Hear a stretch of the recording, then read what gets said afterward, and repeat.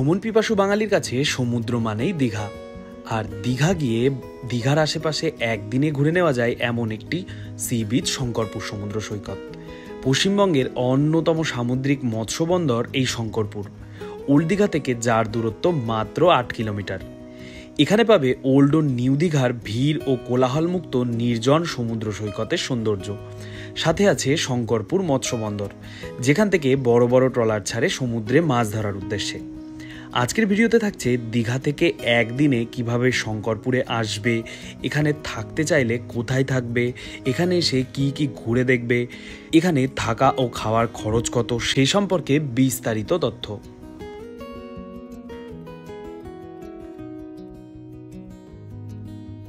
প্রথমেই বলি শঙ্করপুর আসবে কিভাবে।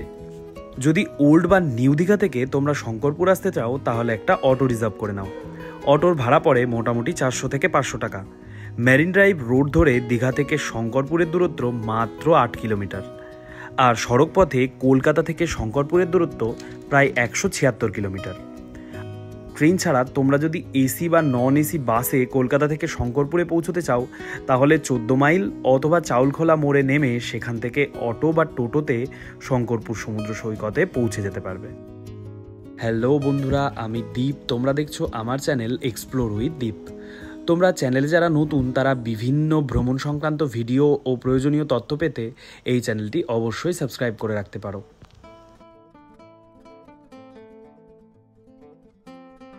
এবার জেনে নেওয়া যাক শঙ্করপুরে এসে থাকবে কোথায়। অধিকাংশ ট্যুরিস্ট দীঘা থেকে শঙ্করপুর ঘুরে পুনরায় দীঘা ফিরে যায়। তবে তোমরা যদি শঙ্করপুরে এসে থাকতে চাও তার জন্য বিচের পাশেই বেশ কিছু হোটেল রয়েছে। এমন কিছু হোটেলের কন্ট্যাক্ট নাম্বার ভিডিও স্ক্রিন এবং ডেসক্রিপশন বক্সে দিয়ে দিলাম। এখানে তোমরা 1000 থেকে 1500 টাকায় হোটেল পেয়ে যাবে।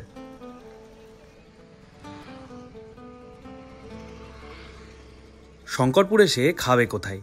শঙ্করপুর বিচের আশেপাশেই বেশ কিছু খাবার হোটেল ও রেস্টুরেন্ট রয়েছে, যেখানে তোমরা ব্রেকফাস্ট, লাঞ্চ ও ডিনার করতে পারবে। তবে তোমরা যদি তোমাদের ইচ্ছে মতো যে কোনো খাবার অর্ডার দাও, কিছুটা সময় দিলে তাও তারা রেডি করে দেবেন।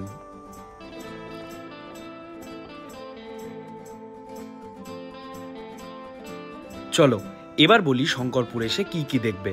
তোমরা যদি দীঘা থেকে মেরিন ড্রাইভ রোড ধরে শঙ্করপুর আসো তাহলে রাস্তার ধারেই দেখে নিতে পারবে চম্পা নদী ও দূরে দীঘা মোহনা, যেখানে এই চম্পা নদী সমুদ্রে মিলিত হয়েছে।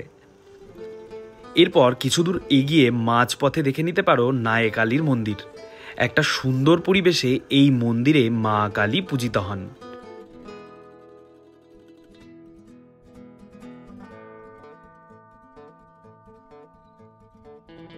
শুনলাম সমুদ্রে মাছ ধরতে যাওয়ার আগে মাঝিরা নাকি এখানে মায়ের পুজো দিয়ে যান।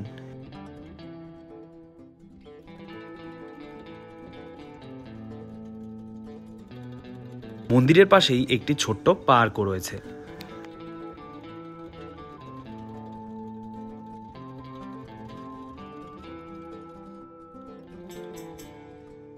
এরপর চলে আসো শঙ্করপুর বিচে।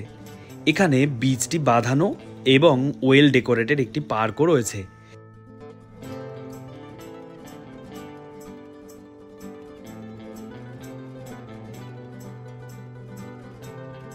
এখানে বিচের পাশেই ওয়াশরুম, খাবার হোটেল, সমুদ্রের ভিউ পাওয়ার জন্য ওয়াচ টাওয়ারও রয়েছে।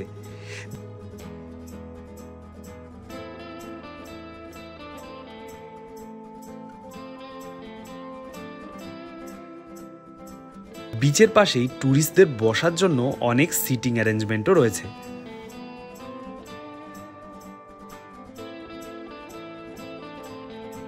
রয়েছে বেশ কিছু শেড এবং ভাটার সময় বিচের খুব কাছে গিয়ে বসার ব্যবস্থাও রয়েছে।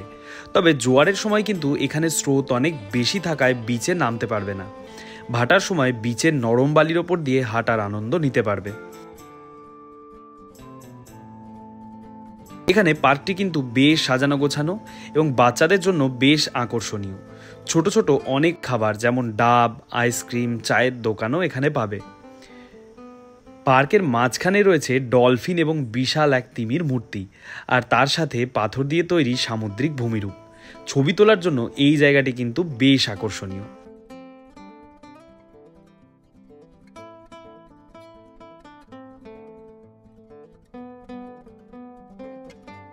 শঙ্করপুরে এছাড়াও যে জায়গাগুলো ঘুরে দেখা যায় তার মধ্যে রয়েছে ওল্ড শঙ্করপুর বিচ।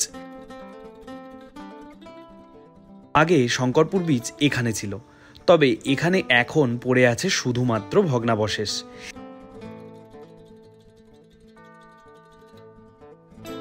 এখানে বিচের ধারে ঝাউবন দেখতে পাবে।